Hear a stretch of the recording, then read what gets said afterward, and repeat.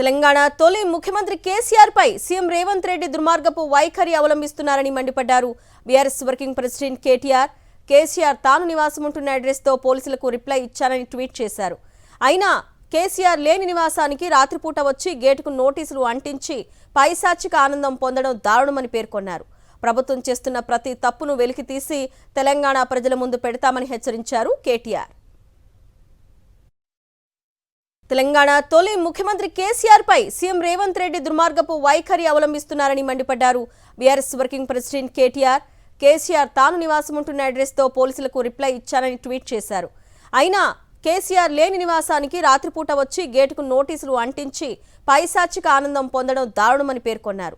ప్రభుత్వం చేస్తున్న ప్రతి తప్పును వెలికితీసి తెలంగాణ ప్రజల ముందు పెడతామని హెచ్చరించారు కేటీఆర్. తెలంగాణ తొలి ముఖ్యమంత్రి కేసీఆర్ పై సీఎం రేవంత్ రెడ్డి దుర్మార్గపు వైఖరి అవలంబిస్తున్నారని మండిపడ్డారు.